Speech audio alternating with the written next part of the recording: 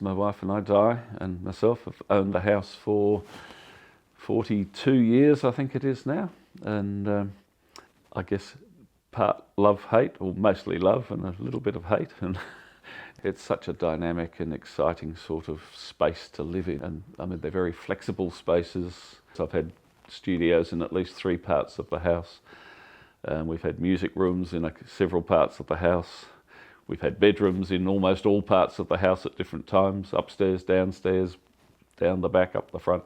Lots of cupboards in most of the rooms, they can pretend to be wardrobes or they can just be cupboards. We've shifted some internal spaces around to suit ourselves a bit. We made our kitchen about 12 inches narrower because I wanted to put an entire bookcase in, so we actually just shifted we never noticed the lack of space in the kitchen because it's still sizable, and it's a big house, deceptively so, I think, as I believe with most architects' houses. Leaking roofs seem to be a theme that most houses seem to grapple with one way or another, and we've had a fair share of that, I guess.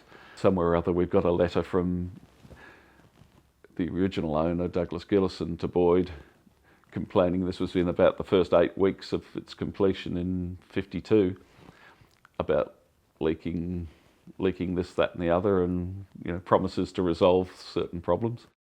We've tried to retain as much as we possibly could of the original, certainly the spirit, and in many cases the actual original materials. Well, I guess there's a certain sense of obligation of curatorship with something like this, where you feel like you are just looking after the place on somebody's behalf, on Boyd's behalf. He's going to come back and haunt us if we did anything worse. In some of the original designs, he had lots of different flexible plans. From winter to summer, we actually used to move our entire living room upstairs for winter because it was a lot warmer, and downstairs in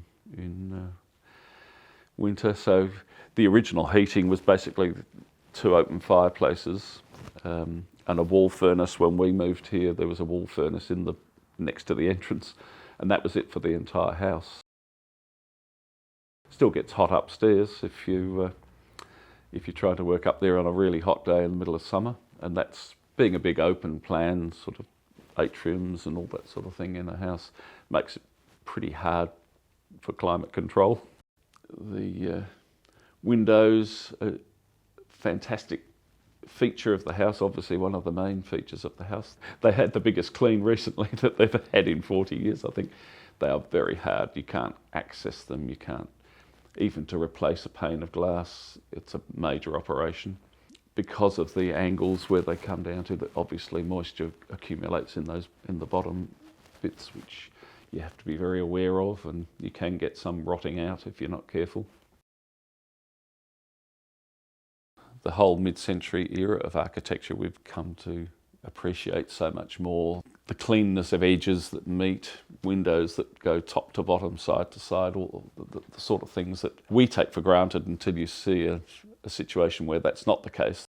Even the orientation of a house like this, it's so logical to be offset to the northeast that you catch the sun at the right times. You don't have windows on the west.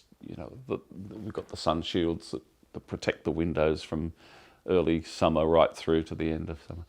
There was something going on at that era where there was an awareness of a right way of doing things. And incorporating the landscape, there's an integration of the indoor, the outdoor. Edna Walling was involved in the concept of the original garden. She was working just up the road in Yarbat, and she came down and was liaised with Boyd while this was being built. If you look at the original photos, it had like a little straight path out the front onto Yarbat, and I think she was influential in making that like as a little curve, which is still there today, a rocked, curved, hidden sort of entrance down there. And she was responsible for the planting of the 5 or 6 big lemon-scented gums, which are an absolute blessing now. It would have been pretty hot without that. When we first moved in here, there was a few things that had been, obviously were not original, like the rendering on the walls I think that was done in the early mid-70s over almost everything, internal and external. These two lights on the wall, I made the shades for them, but when we first came here they had these elaborate little candle bulbs in them. As Alan Pert was saying the other day, the neo-brutalist sort of approach that he felt that Boyd was introducing, it was pretty raw, you know, masonite walls, kainite ceilings, timber floors. I think it's well documented that the materials and the design to a great extent of the house, the 8-foot squares, the heights, the widths, the lengths, were very much built around what was available. And that's the size masonite sheets came in, that's the size kainite sheets came in. It was very much built around that module. I guess this was built on a budget at the time. I mean, the fact that he was using asbestos sheeting, it's been well sandwiched in here and it's well painted, and as long as it's not disturbed, it seems to be fine.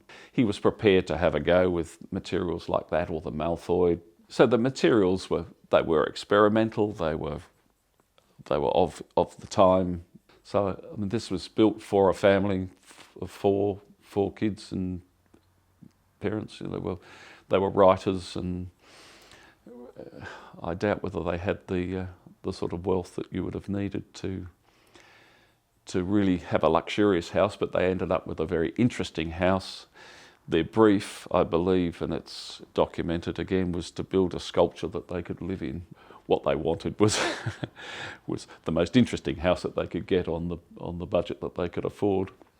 It's an interesting brief for Boyd to try and bring all those elements together within something that could work.